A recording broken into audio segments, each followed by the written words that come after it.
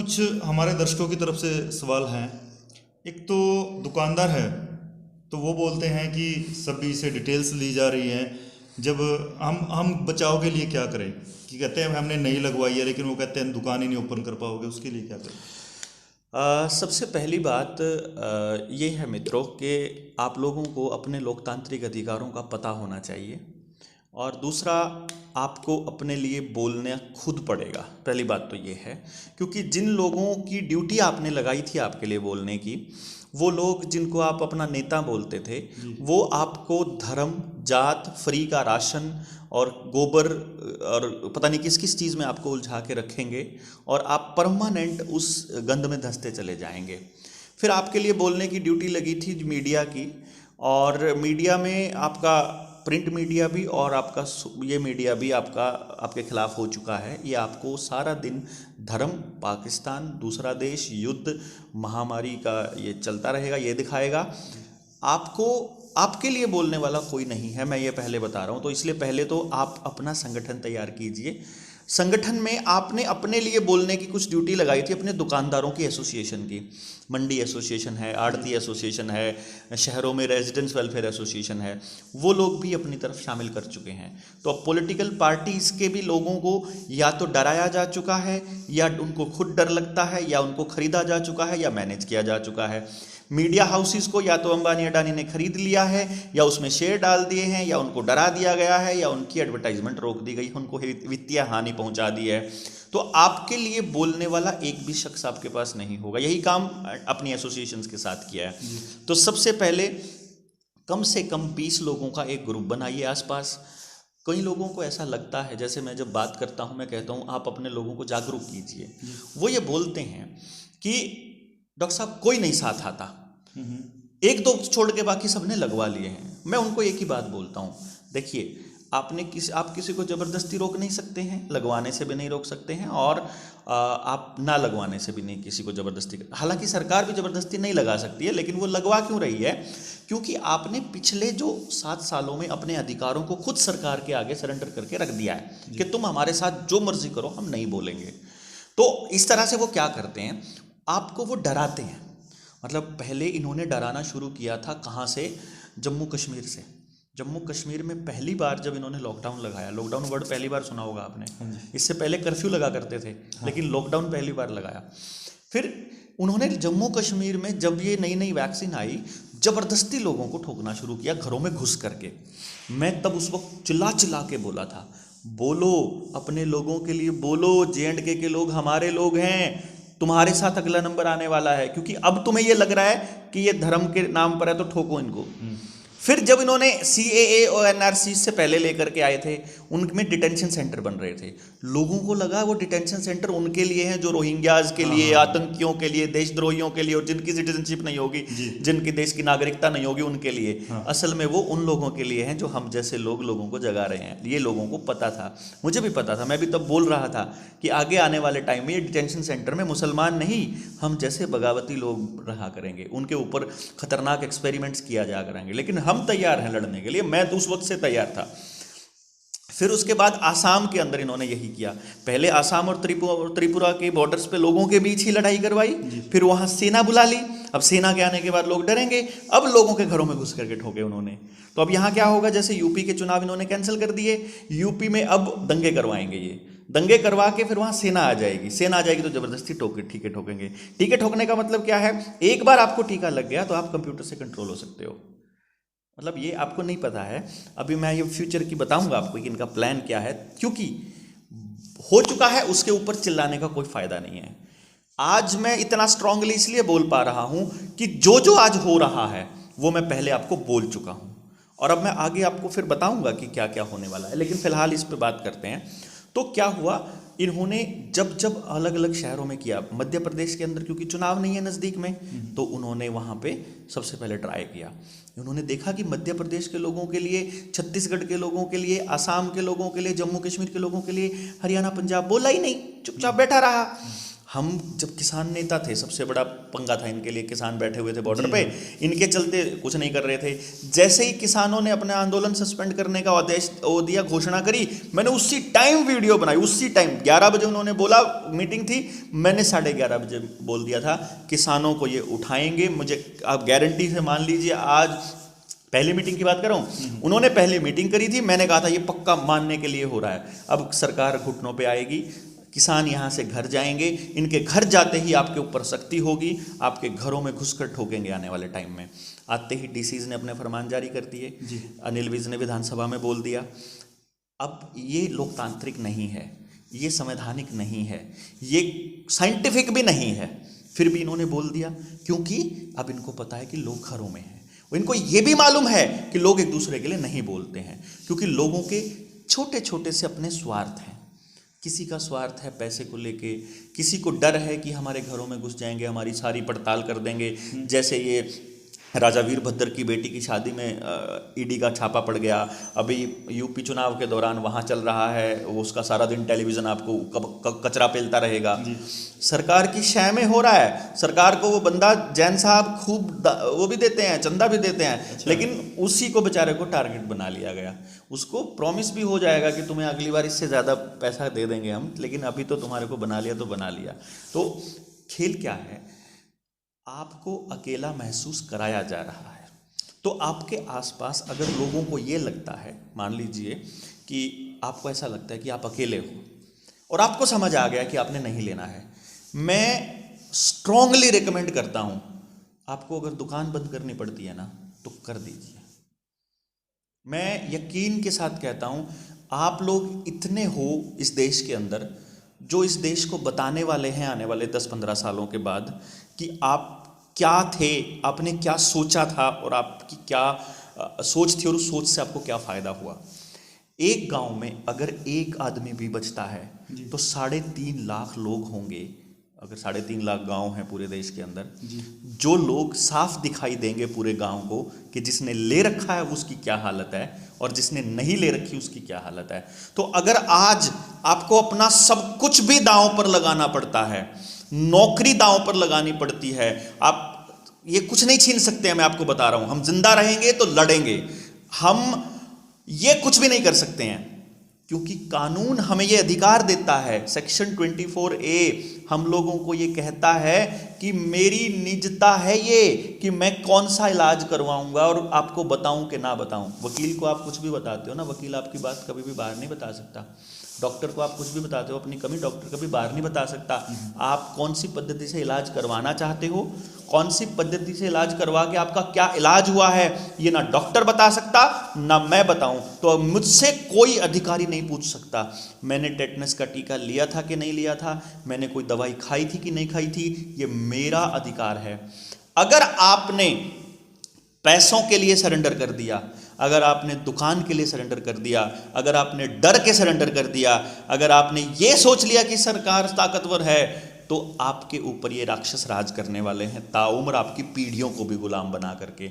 अगर आज आप अपने बच्चों के लिए लड़ाई लड़ गए, अगर आज आपने अपने हक के लिए खड़े हो गए, तो आप आने वाले वक्त के योद्धा होंगे। एक तो अपने दोस्तों को ये समझाइए, अपने लोगों को ये बताइए। नंबर 2, अपने आसपास लोगों को जगाइए। देखिए, मैं अब तक बहुत बड़ा आंदोलन खड़ा कर देता, मैं किसी से पैसे नहीं मांग सकता, ना मैं मांगूंगा ना मैं करूंगा। जब तक लोग नहीं हैं मैं उन पैसों का कुछ नहीं कर सकता। ज़्यादा से ज़्यादा मैं क्या करता, वो पैम्फलेट बांट देता हर गांव किसी को कह के कि तुम हर घर में दे आओ ताकि लोग जाग जाएं। पर किसके लिए जागें अगर कोई जानना ही नहीं चाहेगा, अगर खुद से रिसर्च ही नहीं करेगा कोई। या आप अपने आसपास 10-20 लोगों को जगा लीजिए। जिसने 1 ले रखी है वो वहीं रुक जाए, जिसने 2 ले रखी है वो वहीं रुक जाए, जिसने लेनी है वो ले। बता दें उसको कि तीसरी आ रही है, फिर चौथी आएगी, फिर 5वीं आएगी।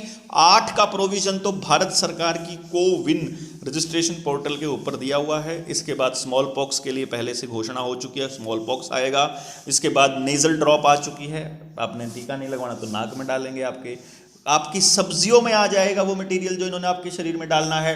आपके आधार कार्ड के साथ डायरेक्टली कनेक्ट कर देंगे अगर आपने नहीं लिया है, मतलब डायरेक्टली। क्योंकि अभी फ़िलहाल फैमिली आईडी के बाद फ़िलहाल UHID बनाना टारगेट है। पहले एक बार आपका वो UHID बन जाए। तो जो लोग ये सोच रहे हैं कि फर्जी बनवा लें और जिन्होंने सिर्फ सर्टिफिकेट बनवा लिया, वो भी उनके जाल में फंसते जा रहे हैं।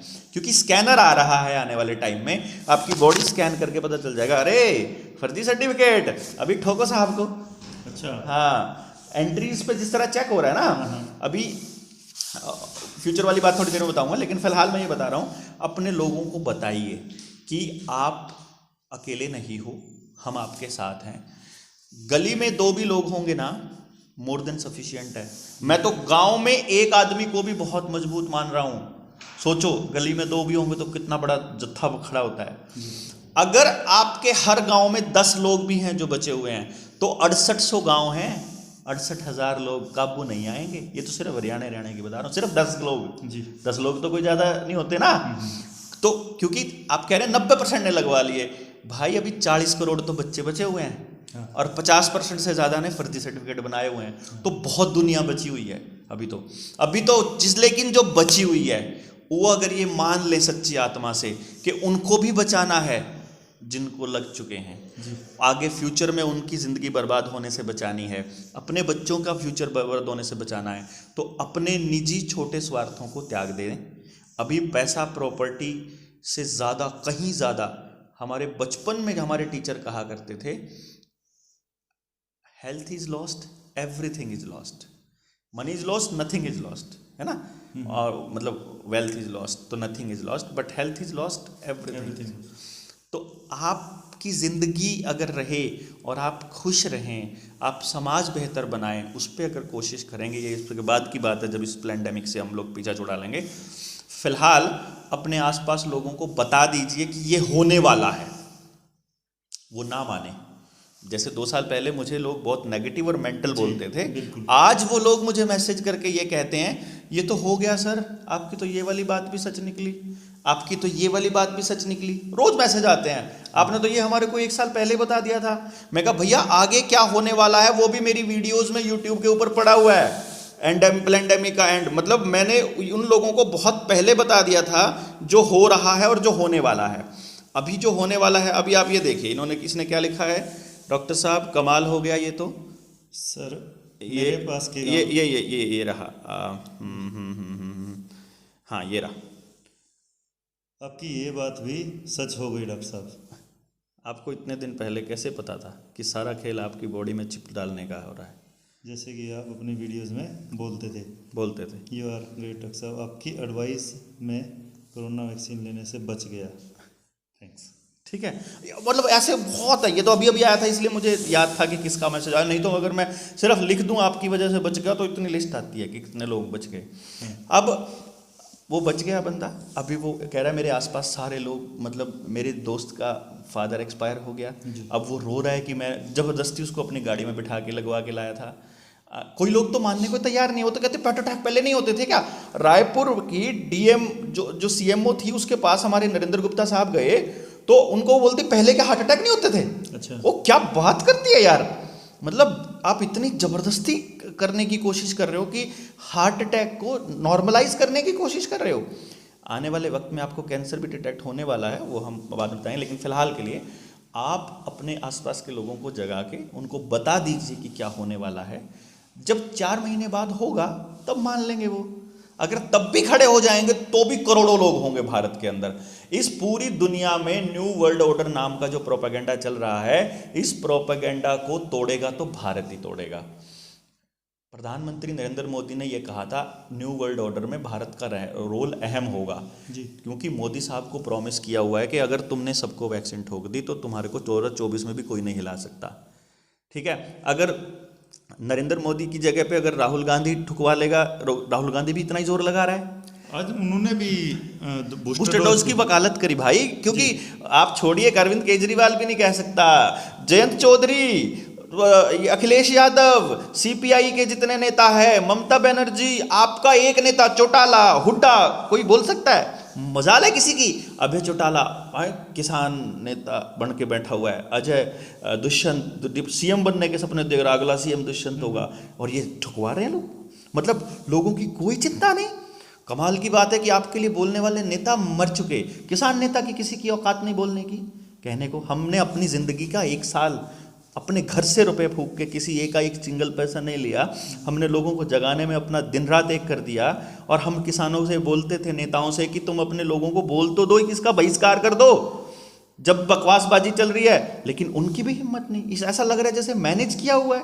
आप मीडिया से इतना डरते हो कि अपने लोगों को मौत के घाट उतार दोगे।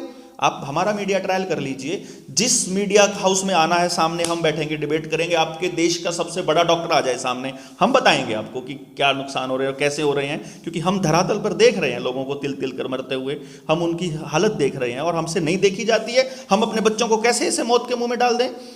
आप अपने लोगों को जब जगाएंगे और वो जब आने वाले वक्त में आपकी बातों को सच मानेंगे, जब हो रहा होगा जो आप आज बोल चुके हैं, तब वो लोग आपके साथ खड़े होंगे।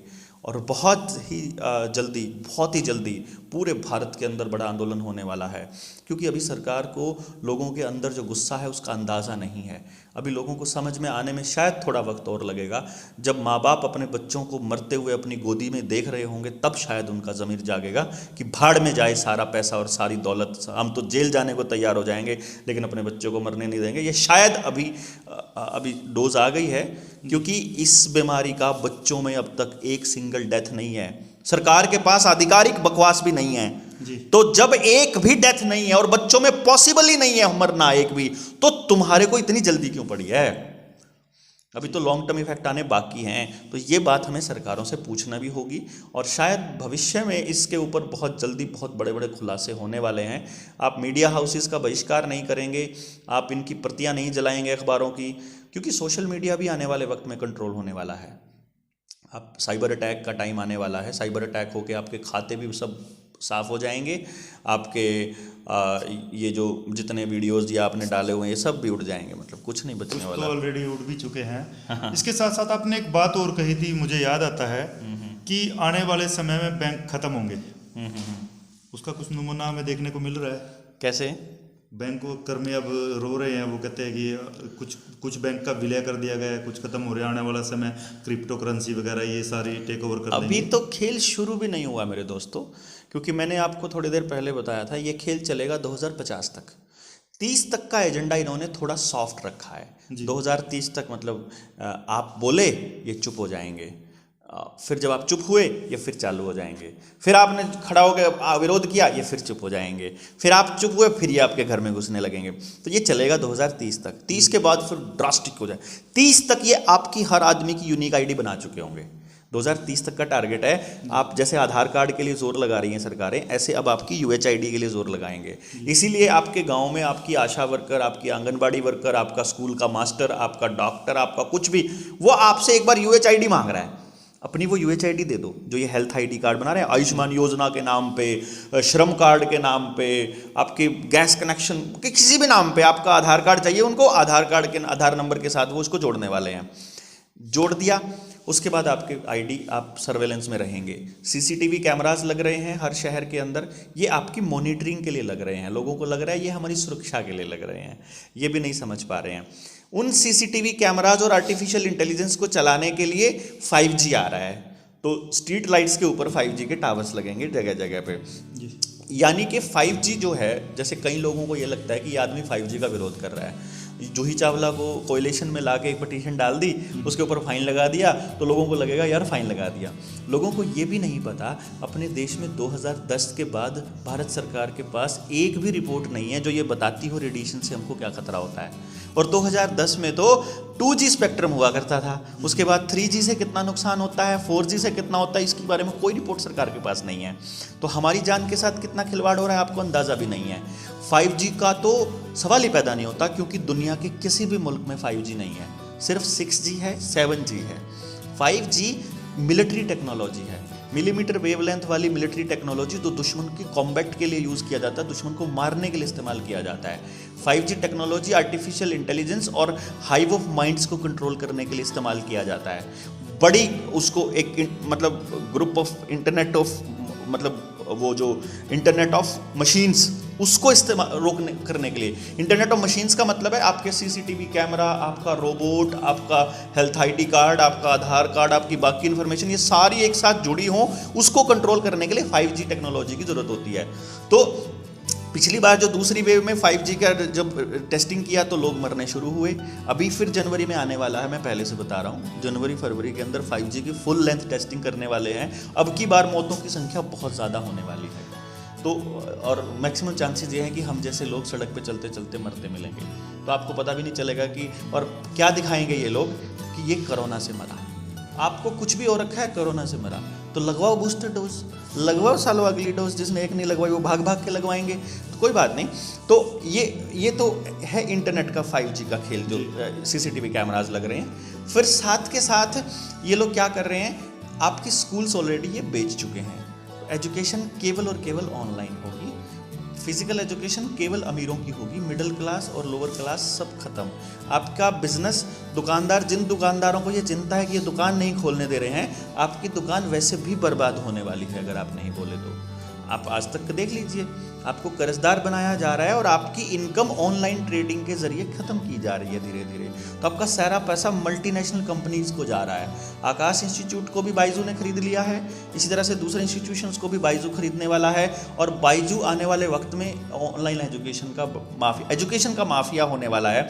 आपके जो सरकारी स्कूल्स हैं उन सब की ज़मीनें अब बाइजू जैसी किसी बड़ी कंपनी को चली जाएगी, उनके अंदर भी पैसा उन्हीं वर्ल्ड इकोनॉमिक फोरम के लोगों का लगा हुआ है ऑलरेडी।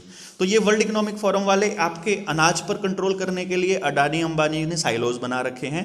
भारत सरकार के पास आज के टाइम में भारत के लोगों को खिलाने के लिए खाना नहीं है, तो पीने के लिए पानी अगर आपको चाहिए तो खेती के अंदर ज़मीन के पानी का और नहरों का और जो झरने हैं इन सबको भी प्राइवेटाइज करके इनको बेचा जाने वाला है आने वाले वक्त में। मैं आपको अभी से बता रहा हूँ, जैसे सड़कों को बेच करके कि यहाँ से यहाँ तक की सड़क फलानी कंपनी की है, ये कंपनी टोल ले सकती है और यही रिपेयर करेगी, इसी तरह से आपकी नदियों, तालाबों, झोड़ों सबको बेच करके उनका ठेका मिल निकलेगा।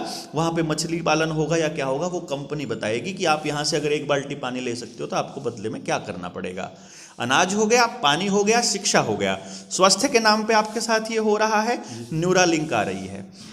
न्यूरालिंक एक ऐसी कंपनी है जिसने आर्टिफिशियल मेमोरी बनाने का खिताब हासिल कर लिया है। वो आपके शरीर को डायरेक्ट इंटरनेट के साथ कनेक्ट कर सकती है, आपसे जो चाहे काम करवा सकती है, आपको जो चाहे मेमोरी दे सकती है। ये न्यूरालिंक का काम है, ये एलन मस्क खरीद चुका है आज से 6 साल पहले। जी न्यूज़ पर इसकी ऑलरेडी इसकी रिपोर्टिंग भी हो चुकी है। कहीं मैं ये कह रहा हूँ कि मैं बोल रहा हूँ, रिपोर्टिंग है पहले और ये सबको पता है। न्यूरालिंक के बारे में कोई भी जानेगा वो बताएगा। तो आपका एक इंटरनेट ऑफ बॉडीज, इंटरनेट अभी क्या है, इंटरनेट ऑफ मशीन्स को कंट्रोल कर रहा है 5G। आने वाले टाइम में internet of bodies, internet of mind को कंट्रोल करेगा, यानी आप मेरे साथ डायरेक्टली माइंड से कनेक्ट होंगे इंटरनेट के जरिए। तो आपसे भीड़ से जो भी काम करवाना होगा वो ये करवाएंगे। तो दुकानदार भाइयों, किसान भाइयों, आपकी ज़मीन बिकने वाली है, 100% आपकी ज़मीन छिनने वाली है। किसानों को ये लगता है 3 कानून वापस हो गए, वो बच गए, नहीं। भूमि अधिग्रहण बिल अभी आया हुआ है।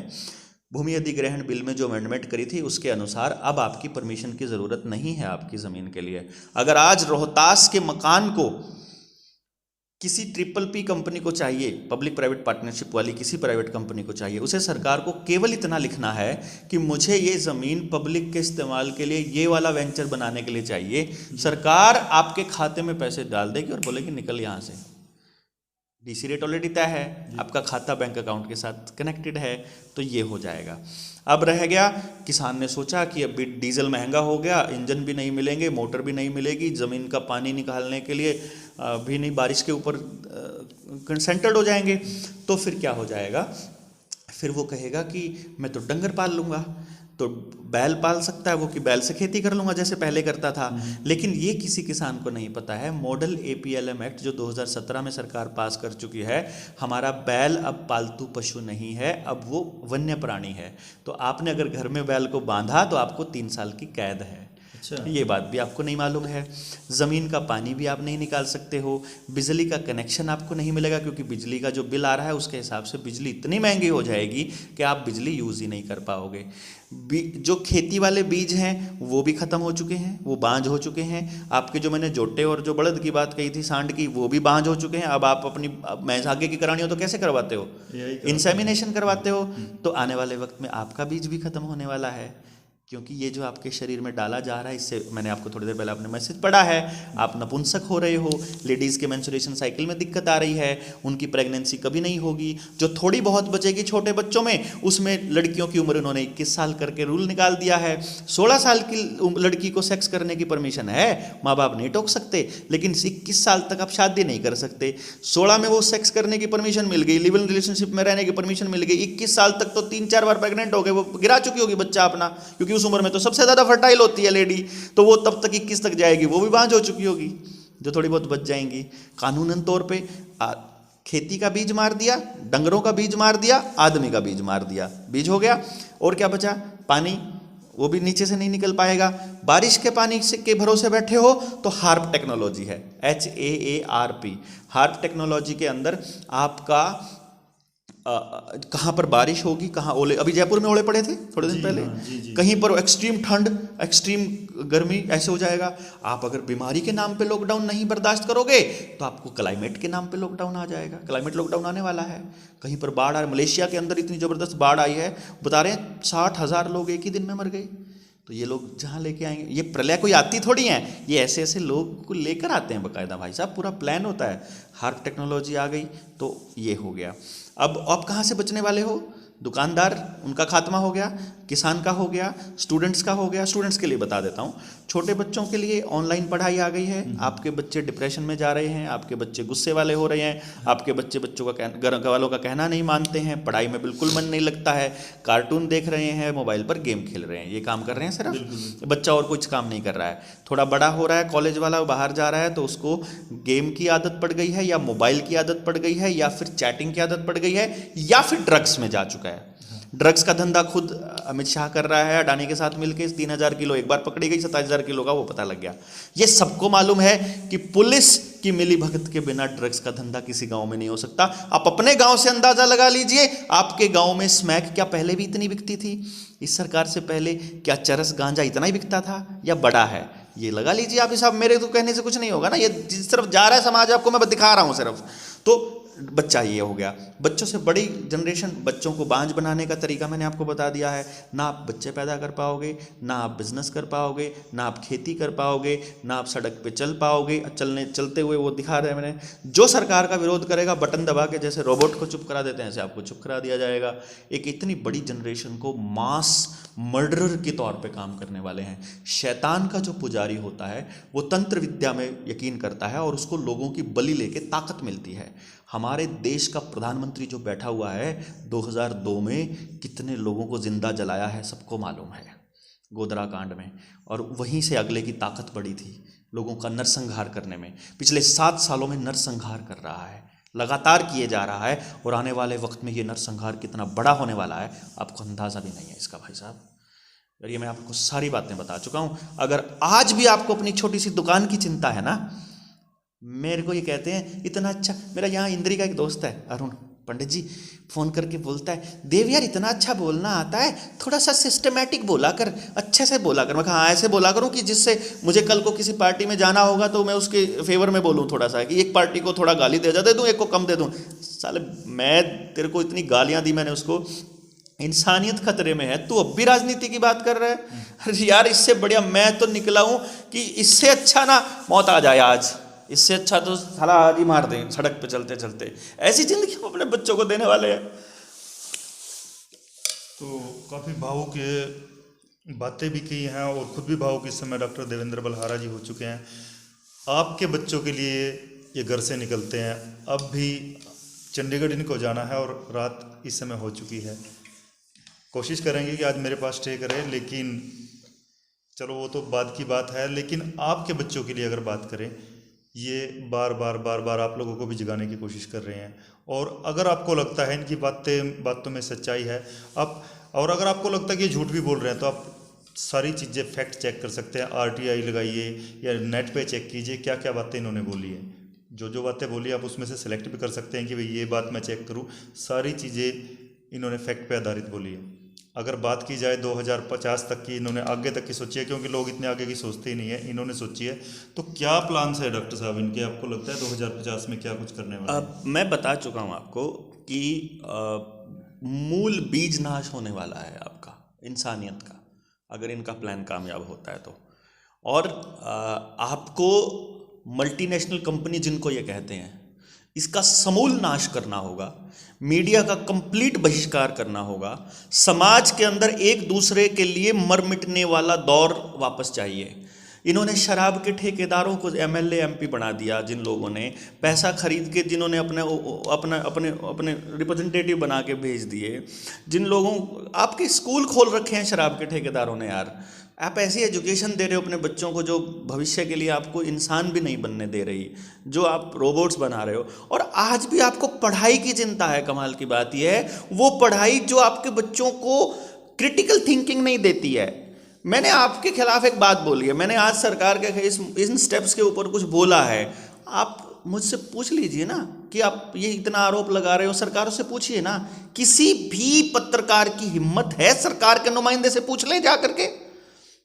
हिम्मत ही नहीं है भाई साहब। और आप पूछिए जाकर, आप पूछिए, आप जवाब ही नहीं देगा आपको कोई नेता। उसको मालूम है कि ये षड्यंत्र है। आप भूपेंद्र सिंह हुड्डा से पूछो सवाल। कल दीपेंद्र आया हुआ था, मेरा परसों का प्रोग्राम था बयाना खेड़ा में, गांव वालों ने फ़ोन करके मेरे प्रोग्राम को कैंसिल किया कि भाई साहब दीपेंद्र हुड्डा का प्रोग्राम। मैं कहा बढ़िया बात है ना, चलते हैं गांव वाले, पूछते हैं उससे कि तेरे को नहीं पता है कि क्या हो रहा है, तूने लगवा लिया क्या? दीपेंद्र हुड्डा ने नहीं लगवाया, उसके परिवार में किसी ने लगवाया, उसके बाप ने नहीं लगवाया, किसी पार्लियामेंट के मेंबर को, किसी विधानसभा के मेंबर को, किसी को भी वहां एंट्री के लिए कोई रिस्ट्रिक्शन नहीं है। वहां क्यों नहीं चेक किया जाता उनका? भाई साहब, सारे नेता अपना वैक्सीन का सर्टिफिकेट दिखाएंगे, सारे पार्लियामेंट के मेंबर अपना सर्टिफिकेट दिखाएंगे, तो हम दिखाएंगे। क्योंकि नौकर पहले लगाएगा, मालिक बाद में लगाएगा। मालिक लगाएगा ना फिर बाद में, अगर ये बात है तो। मालिक हम है ना, तो लोगों को ये पता होना चाहिए मालिक हम हैं, हम बताएंगे तुमको कैसे पॉलिसी बनानी है। और ये बात किसानों ने बता दी है। आप लोग तैयार रहिए। मैं ये कह रहा हूं, एक डोज पे नहीं रुके, 2 पे नहीं रुके, 3 पे नहीं रुकने वाले, 4 पे नहीं रुकने वाले, आप बिल्कुल 100% बर्बाद नहीं हो जाएंगे, तब तक ये रुकने वाले नहीं हैं। ये युद्ध होगा, जंग होगी राक्षसों में और मानव के अंदर। मानव जीतेगा, मानवता जीतेगी। मैंने सोचा हुआ है बहुत जल्दी हम अपनी बलि देने वाले हैं। मैं तो देने वाला हूं। आप जैसे लोग अगर इस तरह से साथ छोड़ के जाएंगे तो डॉक्टर साहब जगाने का काम कौन करेगा फिर? जब भगत सिंह मरा था ना, उसके बाद ही लोगों को पता लगा था। वो लिख गया था। ये जो करने वाले हैं, लिख के जा रहा हूं। एक वीडियो बनाई हुई है मैंने। ये लोग ऐसे नहीं मारते हैं किसी को। इनको पता है कि देवेंद्र पल्हारा बोल रहा है तो इसको मार दिया तो लोग को पता चल जाएगा। मुझे मारने के लिए ये लोग हायर कर सकते हैं। एक ही शहर में 20 तरह के लोग सड़क के ऊपर चलते हुए, सीसीटीवी कैमरा जहां लगा होगा वहां वो मोटरसाइकिल वाला आके मेरी गाड़ी में ठोकेगा, फिर मुझसे लड़ाई झगड़ा ज़बरदस्ती करेगा, फिर वो वहां लोगों को फ़ोन करता हुआ दिखाई देगा, फिर लोग आएंगे और फिर मुझे हाकियों से मार के मुझे वहीं मार के चले जाएंगे। लोगों को लगेगा रोड रेज था, सड़क पर चलता हुआ एक्सीडेंट था, या मैं बस में जा रहा हूँ या किसी प्लेन में जा रहा हूँ। अभी टिकट सब ऑनलाइन होता है सारा, सबको पता है बलारा इस टाइम इस प्लेन में जा रहा है। एक आदमी को मारने के लिए पूरा प्लेन क्रैश करना कोई बड़ी बात नहीं है। जनरल रावत नहीं छोड़ा इन लोगों ने, CDS। ये क्या खेल है? पुलवामा करवा दिया चुनाव जीतने के लिए। मैं क्या चीज़ हूँ इनके लिए? तो इन्होंने ठोकना तो है, मेरे को कन्फर्म है ये। तो मैंने एक वीडियो बनाई हुई है जिसमें मैंने ये बोला हुआ है कि अब मैं मर गया हूँ, अब तो उठ लो अपने बच्चों के लिए। ये मेरी आखिरी लाइन है उसमें। और ये तय है कि हमें अपनी पूरी ज़िंदगी नहीं जीनी है। या तो ये हमें सड़ा के जेल में ठोकने वाले हैं। मैं नहीं बोलने से हटूंगा आखिरी दिन तक, क्योंकि मतलब मैं नहीं बोलने से हटूंगा। मैंने ये सोचा हुआ है। तो इससे बढ़िया ये है कि आप तैयार रहिए हर वक्त और निकल लीजिए। क्योंकि देखिए, आपको जब युद्ध होगा ना, जब जिस टाइम पे मैं मान लीजिए आंदोलन करने निकल रहा हूँ, तो लोग घरों से नहीं निकल रहे हैं, कोई बात नहीं, हमारे मरने के बाद निकल लेना भाई, कोई दिक्कत नहीं है। आज मैं निकलता हूँ मान लो, तो जैसे DC, यहाँ पे DC, आपने बयान सुना था SDM का कि सिर में लठ मारना है सीधा जी, सुना था ना? वो तो सरेआम था, आयुष सिन्हा। तो सिन्हा साहब जैसे आदेश DCs को दिए हुए हैं कि मेरे जैसे आदमी अगर तुम्हारे पास लड़ने के लिए अपने लोगों को 20 लोगों को लेके आए और वो कहे कि तुम अपने कागज दिखाओ पहले, हम तुम्हें फिर दिखाएंगे। अगर मेरे जैसा आदमी आए तो जिस टाइम लाठी चार्ज हो तो देवेंद्र बलारा जैसे लोगों को सीधा सिर में ठोकना है। हम जैसों की ज़िंदगियां ज़्यादा दिनों की होती नहीं है, हमें पता है। और मेरे ख्याल से कम मैं अपनी ज़िंदगी 20 साल आराम से काट सकता हूँ। मेरे पास इतना टैलेंट है कि मुझे विरोध करने की ज़रूरत नहीं है। मुझे एक आदमी के फेवर में बोलना है, उसी से मेरा काम हो जाएगा। जी लेकिन ज़मीर नहीं गिरवी रख सकते यार। और जो चीज़ें हो रही हैं ये मैं अपनी ज़िंदगी के लिए, अपने बच्चे के लिए नहीं कर रहा हूँ, ये उनके बच्चों के लिए कर रहा हूँ। कि मुझे बड़ा दुख हुआ, ये बाहर बरगद का पेड़ था ना, ने देख के कि मैं इसका तो एग्जांपल देता हूँ कि यार इतने सालों में एक बरगद का पेड़ होता है। और मैं अगली पीढ़ियों के लिए एक ऐसे समाज का सपना देखा करता था जिसके लिए मैं काम कर रहा था। ये प्रोपेगेंडा चल पड़ा, इसकी गहराई में जाते चले गए तो दिमाग फट के हाथ में आ गया। मैं रोहतास भाई, जब शुरू में मैं बोलना शुरू किया ना, जिस टाइम पे बीमारी चली थी और मैं बोलता था ये फ्रॉड कर रहे हैं, मेरा पड़ोस मेरे को पागल बोलता था, मेरी वाइफ मेरे को पागल बोलती थी। मतलब सच्ची में मेरे को बोलते क्या ज़रूरत पड़ी है पूनम। मैं बोलता था पूनम, जिसको नहीं पता है ना, तुम बहुत खुश हो तुम जैसे लोग, क्योंकि तुम्हें पता ही नहीं है ना अभी क्या हो रहा है और ये क्या करने वाले हैं। तुम देखना ऐसे होगा। और बोलती थी पागल है क्या, ऐसे थोड़ी हो सकता है। अरे तुम देखना तो सही, तुम्हारी बॉडी में चिप लगेगी। 2020 में बोला था मैंने, मई 2020 में मेरी पोस्ट लिखी हुई थी, अभी डिलीट किया उन्होंने। जब मैंने रीशेयर किया ना कि मैंने तुम्हारे को मई में बता दिया था, तो उसी टाइम पे मेरे को 30 दिन का बैन, अभी भी फेसबुक पे बैन लगा हुआ है 30 दिन का। किस पोस्ट पे? जो 2020 में बोली, उन पोस्टों पे बैन लगा है अब मेरे पे। अब क्योंकि अब वो आई वो सामने दोबारा से, तो लोगों ने कहना शुरू किया, अरे डॉक्टर साहब आपकी तो हर बात सच हो रही है, आपकी तो वो सारी बातें सच हो रही है। मैंने कहा अभी तो चिप आएगी, कन्फर्म और परमानेंट, आपके कंपलसरी लगानी पड़ेगी आपको। कहाँ बचोगे बताओ? आप नहीं बच सकते। आपको बचना है, एक ही रास्ता है, खड़े हो जाना होगा अपनी औलादों के लिए, और कोई रास्ता नहीं है। और जब पूनम को मैं बोलता था कि जिसको नहीं पता है ना, खुश हो तुम, मस्त अपना रहो, कोई दिक्कत नहीं है। हाँ, जिस दिन पता लग गया तो देखना फिर। तो पहले वो मुझे पूछती होती थी कि कब आ रहे हो, क्या मतलब क्या दिमाग ख़राब हो गया है क्या, सुबह से शाम तक लोगों को कोई सुन भी रहा है आपकी। मैंने कहा भाई मेरा मकसद लोगों को कोई धक्के से तो रोकना नहीं है, मैं तो बता रहा हूँ उनको, ना माने तो ना माने, भाड़ में जाए कोई, मेरे को क्या है। लेकिन मैं अपने सामने मानवता का नाश होते तो नहीं दे सकता कम से कम ना। तो मैं जा के लोगों को बता रहा हूँ। तो वो भाई अकोला वाला जो प्रोग्राम था हमारा महाराष्ट्र में, तो वो 15 दिन के टूर पे मेरे साथ चली गई। अब वो मुझे छोड़ के कहाँ जाए वहाँ, यहाँ तो क्या है कि अपना काम कर रही, मैं अपना काम कर रहा हूँ। और वहाँ पे तो वो मेरे साथ ही रही और उसने वो सारी स्पीचेस सुन ली। अब वहाँ बड़े बड़े डॉक्टर्स आए हुए, बड़े बड़े वो आए, सारी की सारी जब उसने इकट्ठी कनेक्ट करी, तो मतलब मेरे को 3 दिन के बाद हमारे टूर में तीसरे दिन ही मुझे कहने लगी थी, इतना बड़ा खेल है ये। तो मेरा तो सिर में सारा दिन सिर में दर्द ठीक नहीं होता। अब मैं कब, तेरे को पता लग गया ना, इसलिए क्योंकि तुझे पता लग गया कि तेरी औलाद के साथ क्या होने वाला है। तो मैं तो जीते जी अपनी औलाद को ऐसे नरक में जाने नहीं दूंगा, मैं तो फाइट करूंगा। और मेरा बचना केवल तब संभव है जब मेरा समाज बचा होगा। सिंपल, आपकी भलाई में मेरी भलाई, अपना एक ही फंडा। तो दूसरे के बच्चे की भलाई में ही मेरे बच्चे की भलाई है। एक भी बच्चा ड्रग्स ले रहा है, अगर कोई आदमी सोचता है ना दूसरे का भाड़ में जाए, तो समझो कल को तुम्हारे वाला भाड़ में जाएगा, तब कोई भी नहीं आएगा। तो इसीलिए मैंने, अब मेरे को पूनम ने बिल्कुल मेरे से पूछती भी नहीं है फ़ोन करके कि तू कहाँ है, क्या कर, कुछ नहीं पूछती है। उसको पता है कि बाबा, मैंने उसको ये कह के आया हुआ हूँ कि मैं निकल रहा हूँ, ये मान के चल कि मैं अगर घर आता हूँ तो अगली बार निकलूँगा तो वापस नहीं आऊँगा। बस मैं हर बार यही कह के आता हूँ कि ये यकीन मत करना कि मैं वापस आऊँगा। हर बार घर से यही सोच के निकलता हूँ कि I was the lucky one, कि आज फिर घर आया हूँ। क्योंकि जिस दौर से हम गुजर रहे हैं, अगर आपको वो सारी चीज़ें, आपको तो पता भी नहीं चलता। मैं तो 1 घंटे में कितना बताऊँ, इतना मैटर है कि ये तो इनमें घुसने नहीं देना, सेक्रेटरिएट में नहीं जाने देना, मंडी में नहीं जाने देना, ये तो छोटी सी चीज़ है भाई, कवरिंग फायर है, ये तो कुछ भी नहीं है। ये तो मतलब इसके लिए भी नहीं लड़ सकते हो, तो फिर वो इतना बड़ी ताकतों से कैसे लड़ोगे? अपने लोकतांत्रिक अधिकारों के लिए जो लोग नहीं लड़ सकते हैं, जिनको अपने शरीर में एंट्री, वो गुड़गांव वाला एक मास्टर जी मेरे को बोलता है, मेरी वाइफ ने नहीं लगवा ली, मेरी वाइफ ने लगवा ली, मैंने और मेरी बेटी ने नहीं लगवाई। मैंने कहा क्यों भाई, उसने क्यों लगवा ली? उसका डीडीओ कहने लगा कि अगर नहीं लगवाओगी ना दोनों डोज तो सैलरी नहीं निकालेंगे। मैंने कहा फिर तो सैलरी के लिए साला कल को अपनी बेटी को भी बेच देना। मतलब पैसे के लिए इतना गिर जाएगा कि तू अपने शरीर में जबरदस्ती कुछ भी घुसा लेगा। शरीर में घुसाने का मतलब रेप होता है, जबरदस्ती शरीर में कुछ भी घुसाना। सुई घुसा रहे हो, केमिकल घुसा रहे हो, कुछ भी घुसा रहे हो, who the hell they are कि जो हमको बोलेंगे कि तुम्हें अपना इलाज कैसे कराना है। चलो तुम कैंसर का इलाज जबरदस्ती नहीं करते हो, मेरे बच्चे को दस्त लग जाए उसके लिए मुझे पैसा खर्च करना पड़ता है, उसका इलाज जबरदस्ती नहीं करते हो। मेरे बच्चे को बुखार आ जाए उसके लिए इलाज जबरदस्ती नहीं करते हो, अस्पताल नहीं बनाते हो, तुम उनके इलाज के लिए दूसरी दवाइयां अवेलेबल नहीं कराते हो। तुम्हें इसके लिए बड़ी जल्दी पड़ी है जिसके अंदर खांसी जुकाम से ज्यादा कुछ भी नहीं होता। फ्री में इलाज वैसे चल रहा है। फ्री में थोड़ी 30,000 तो अभी दिए हैं, 30,000 करोड़ तो अभी दिए हैं, 30,000 करोड़ बूस्टर डोज का दिया है। लोगों को ये भी नहीं पता है तुम्हारे पास एक्सपायर्ड दवाइयां ठोक रहे हैं। आदर पूना वाले की चिट्ठी गई हुई थी उद्धव ठाकरे को कि भाई इतने सारा ये पड़ा हुआ है, इतना सारा स्टॉक पड़ा है, इसको लगवाओ और वो फिर तुम्हारा हिस्सा तुम्हें मिल ही जाएगा। इसको इलेक्टोरल बॉन्ड के जरिए नरेंद्र मोदी को कितना फंड दिया है इन कंपनियों ने एक बार पता कर लो।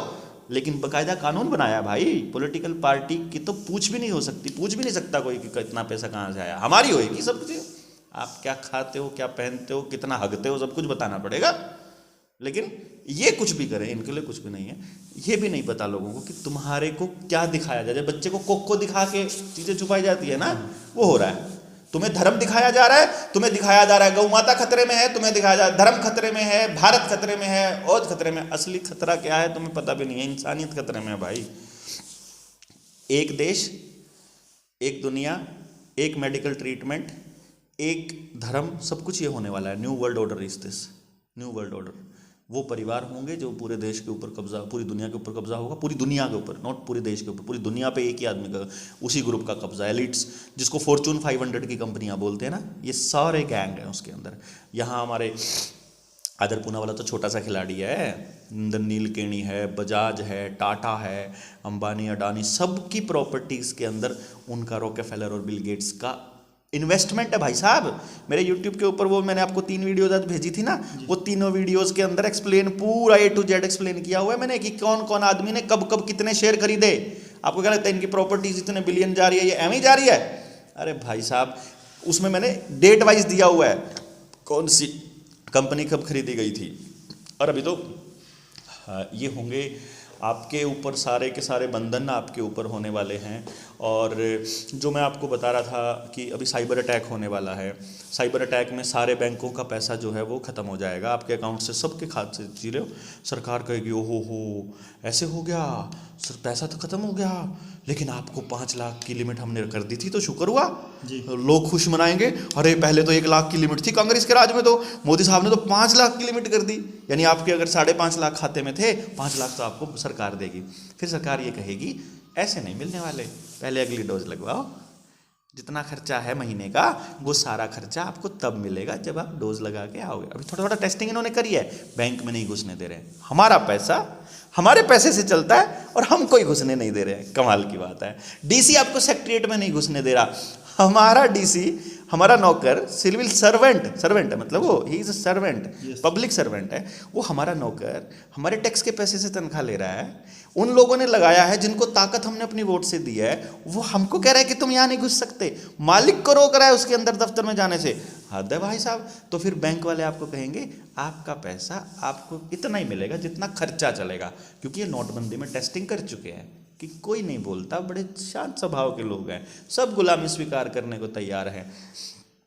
तो ये आपको बताएंगे कि डोज लगा ली, हाँ लगा ली। अभी तो क्या है, फर्जी सर्टिफिकेट बन जाता है। अभी तो क्या हो रहा है कि आपको कोई दोस्त है, यार भाई मान ले आजा, मेरे को जाने दे, मेरा पैसा निकाल दे, कोई बात नहीं। अभी तो आप पुलिस को लगे, जब रोबोट आ जाएगा ये चीज़ चेक करने के लिए और आपके हाथ में चिप आ जाएगी, कैसे चेक, कैसे गलत चीज़, आपने फर्जी सर्टिफिकेट बनवाया हुआ है, एंट्री गलत आपने जुगाड़ करके एंट्री करवा ली, वो स्कैनर जब चेक करेगा बॉडी में, देखा अच्छा तीसरी डोज लगवा ली, तीसरी डोज का मटेरियल नहीं है बॉडी में, अभी दो साहब को, अभी देगा।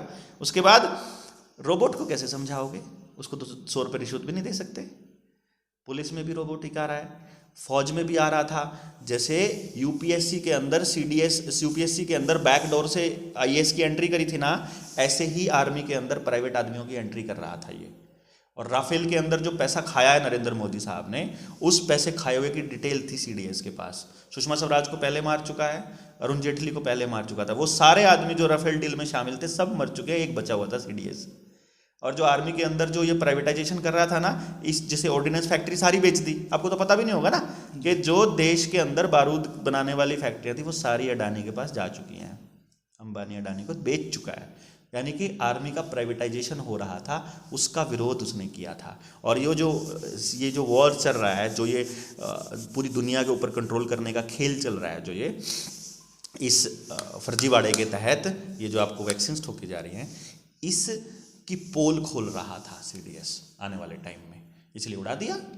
और देख लेना उसकी जांच पूरी हो जाए तो भाई साहब, हेलीकॉप्टर के बैक हिस्से में ब्लैक बॉक्स होता है एक, अगर किसी को ना पता हो, और ब्लैक बॉक्स के अंदर सारी चीज़ों की रिकॉर्डिंग होती है। मैं आज कह रहा हूँ अगर उसकी रिकॉर्डिंग आ जाए बाहर तो मुझे बता देना। और लोगों में इतनी भी वो नहीं है कि अपने बच्चों, अगर एक जांच रोक दी इन्होंने तो आपकी भी मौत की जांच रुकेगी। अगर मुझे आज ये उड़ा देते हैं ना, दुनिया की कोई ताकत इनसे ये जांच नहीं करवा सकती, क्योंकि इनको पता है पब्लिक तो बेवकूफ़ी है, ये तो कुछ भी मान लेंगे। तो आपके वो जो आप एंट्री पे अगर आपको आज डर लग रहा है ना, तो इसका मतलब आने वाले टाइम में आप तैयार रहिए आपके साथ क्या होने वाला है। तो आपको आपके पैसे नहीं मिलने वाले। प्राइवेट प्रॉपर्टी एक्ट आ रहा है जिसमें आपके घर पर आपकी मलकियत नहीं होगी, सब पैसा सब प्रॉपर्टी सरकार की होगी या कंपनी की होगी।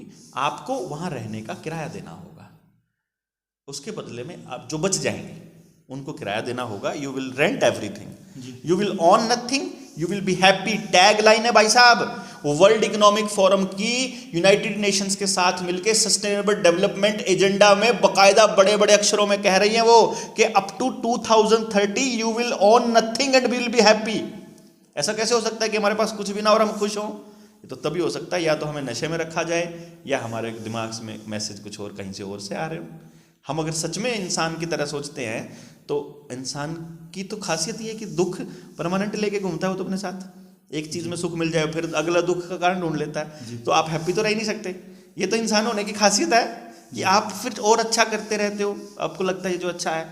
तो ये तो खुलेआम बोल रहे हैं सरेआम। नरेंद्र मोदी 2 बार न्यू वर्ल्ड ऑर्डर का जिक्र कर चुका है। नरेंद्र मोदी ने अभी टाइम्स ऑफ इंडिया के फ्रंट पेज पे न्यू वर्ल्ड ऑर्डर का था, नीरज चोपड़ा गोल्ड मेडलिस्ट बंदा न्यू वर्ल्ड ऑर्डर का मेंबर है। कमाल की बात। ऐसे अनिल कपूर उसका मेंबर है। आपको क्या लगता है ये एम ही चल रहा है खेल? भाई साहब आप इसकी गहराई में जाएंगे ना तो आपको लगेगा उत्तरी बेटी के ये भी हो रहा था, उत्तरी की ये भी था। ओह, फिर बैठ के कैसे बचेंगे भाई? पॉसिबल ही नहीं है। मैं नहीं बच सकता, सिंपल, मुझे पता है। पब्लिक बच सकती है। आखिर में हम छोटी सी बात अगर करें तो आपका कहने का भाव ये है कि लोगों को संगठन बनाकर इस सब चीज़ों का विरोध करना होगा।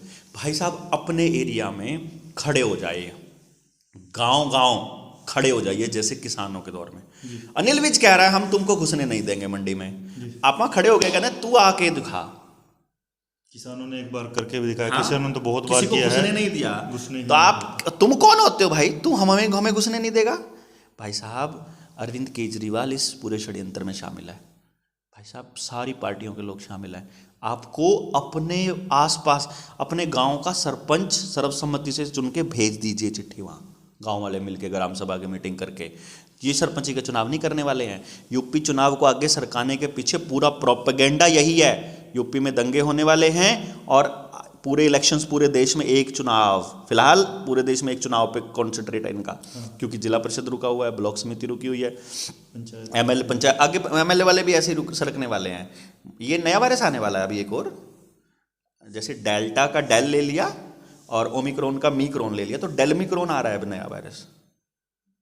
नया वायरस डेलमिक्रॉन है। वो इससे खतरनाक है, वो कहर मचाएगा, देखना तुम, वो कहर मचाएगा। उसके लिए इलाज क्या है? वैक्सीन ले लो फटाफट। उसका भी यही इलाज, वैक्सीन ले लो, बूस्टर डोज, तीसरी डोज लेनी पड़ेगी तब बचोगे। फिर एक नया वायरस आएगा, उसका बचने का क्या तरीका है? वैक्सीन ले लो, चौथे वाली डोज एक और आ गई है, बूस्टर डोज, वो बचाएगी उससे। फिर तो अब तो स्मॉल पॉक्स आ गया, स्मॉल पॉक्स की वैक्सीन आ गई है। और वो कोरोना जितनी खतरनाक नहीं है, ये वाली ले लो। जिसने वो नहीं ली होगी तो ये स्मॉल पॉक्स वाली ले लो। जब शरीर पर आएंगे तब तो आएगा ही। आपको इस पहली डोज के बाद जितनी चीज़ों के साइड इफेक्ट होंगे, जैसे मान लो इतनी करोड़ पॉपुलेशन ने लगा लिया, इतनी करोड़ पॉपुलेशन को घुटनों में दर्द रहता है, मान लिया, तो अब कहेंगे एक नया वायरस आ रहा है, उससे घुटनों में दर्द होता है। आप मान लो नपुंसक हो गए हैं और देखा कि यार 10 करोड़ लोग 20 करोड़ लोग नपुंसक हो गए हैं, तो चाइना से नपुंसक करने वाला वायरस लीक, ये खबर आ जाएगी। फिर आपको देखा कि ये क्योंकि डॉक्टर पैब्लो ने जब इसके बारे में खुलासा किया, उन्होंने वीडियो में बताया कि जो ग्रेफीन ऑक्साइड है, जब वो आपके ब्लड स्ट्रीम में चला जाता है और आप कोई हैवी वर्क करते हो, जैसे आपने कहा कि मैं वॉली खेलने जाऊंगा या जिम करने जाऊंगा, तो बॉडी में जब खून स्पीड से दौड़ेगा तो वो अंदर से नसों को काटता है, रेजर ब्लेड की तरह काम करता है, तो लोग जो है वो इंटरनल ब्लीडिंग से मर जाते हैं। तो क्योंकि उसको चेक करने की विधि नहीं है अपने पास कि इंटरनल ब्लीडिंग क्यों हुई थी, और वो इतना स्मॉल है, उसका जो साइज है वो इतना छोटा है कि वो इलेक्ट्रॉनिक माइक्रोस्कोप से भी नहीं दिखता है। तो इसका मतलब है कि आप कभी पता नहीं लग पाएगा ना कि आपको किस वजह से आपको हार्ट अटैक आया था, आपको इंटरनल ब्लीडिंग क्यों हुई थी, तो ये तो आपको पता ही नहीं चलेगा।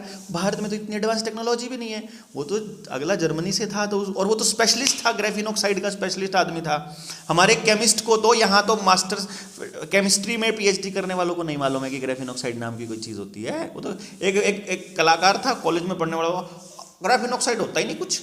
अरे भाई तेरी तो ज्ञान है। ग्रेफीन ऑक्साइड का एक पार्टिकल इतना मजबूत है कि पूरा घर खड़ा कर लो उसके ऊपर, और वो इतना साइज है कि दिखता ही नहीं देता, वो इतना छोटा होता है, यानी कि इतनी स्ट्रेंथ है उस चीज़ के अंदर।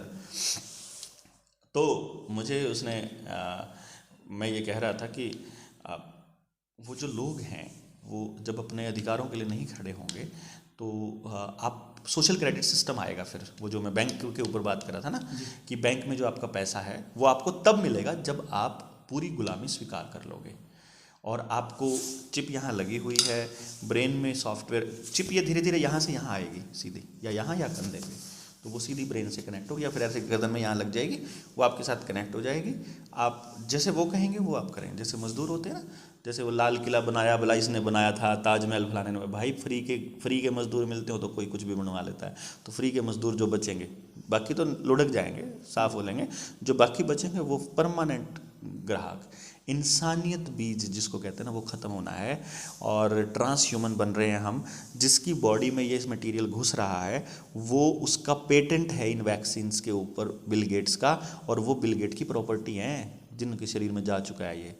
क्योंकि इमरजेंसी यूज़ ऑथराइजेशन जैसे बच्चों के लिए आई है, अभी इमरजेंसी यूज़ ऑथराइजेशन के लिए अप्रूव किया है। इमरजेंसी है क्या, पहले ये बताओ। इमरजेंसी नहीं है, तो सिर्फ इमरजेंसी के लिए है ये वैक्सीन्स पूरे देश में। अगर लोगों को इतना भी नहीं पता है ना कि ये इमरजेंसी के लिए अप्रूव करी गई है, these are not approved vaccine. ये लाइन बताते बताते दिमाग खराब हो जाता है कि अप्रूव्ड नहीं है। सरकार ने केवल इमरजेंसी यूज के लिए बोला है। इमरजेंसी यूज में पूरी दुनिया को नहीं ठोका करते भाई, इतना तो समझ लो यार। ये अब बच्चों के लिए आई है, 0 मोर्टेलिटी रेट है, और इमरजेंसी यूज ऑथराइजेशन है, नहीं ठोक सकते भाई, इतना तो सोच लो यार। अगर अपने बच्चों के लिए नहीं निकल सकता जो आदमी, फिर उनसे क्या उम्मीद करेंगे भाई। मतलब फिर तो ठीक है, जहाँ रक्की रगड़े जाएंगे हम भी रगड़े जाएंगे, और क्या है। तो आज एक बार फिर से एक बेहतरीन बातचीत मुलाकात इनसे हुई है, और काफ़ी नॉलेजफुल बातें और फैक्ट पे आधारित इन्होंने बातें की हैं। अगर आपको लगता है कि इनकी बातों में दम है, सच्ची बात बोलते हैं, तो आप ज़्यादा से ज़्यादा वीडियो को शेयर करें, पूरे देश में पहुँचाए, लोगों को डाउनलोड करके भी आप मेरे चैनल से भी डाउनलोड जरूर कीजिएगा, क्योंकि पता है मुझे ये वीडियो भी उड़ने वाली है, चैनल पे स्ट्राइक आने वाली है, लेकिन हम इसको डालेंगे, क्योंकि अगर गलत कुछ हो रहा है तो आपका ज़मीर जागना चाहिए। गलत को होते मत देखिए, आपके आसपास कुछ गलत हो रहा है तो आवाज़ उठाइए। अगर आपको भी लगता है डॉक्टर देवेंद्र बलहारा की बात में दम है और ये सही बोल रहे हैं, तो ज़्यादा से ज़्यादा वीडियो शेयर करें। शेयर करने के साथ साथ इस वीडियो के पहला मैसेज जो आपने किया उसको पिन कर देना, ऊपर कर देना, उसमें 3 वीडियोस का लिंक भेज देना, वो जो मैंने आपको भेजा वो डाल देना। एक एक चीज़ की एक्सप्लेनेशन दे रखी है, वो सुन लेना फिर ध्यान से, उसको भी डाउनलोड कर लेना। तो सभी वो वीडियोस भी देखें, मैं वो तीनों की लिंक भी उसमें डालूंगा, और साथ में चैनल को जरूर सब्सक्राइब कर लें, क्योंकि डॉक्टर देवेंद्र बलहारा की जो रजिस्टर्ड वीडियो जिनको हम कहें वो यहाँ पे मिलती हैं। सभी वीडियोज आपको मिलेंगी, चाहे वो कुछ समय के लिए ही सही, आप डाउनलोड भी कर सकते हैं, हो सकता है फिर से उड़ा दी जाए, क्योंकि पहली वीडियो के साथ हमारे ये ऑलरेडी हो चुका है। तो सी न्यूज़ हरियाणा पर मैं रोहतास मंडान और साथ में हमारे डॉक्टर देवेंद्र बलहारा, धन्यवाद, नमस्कार।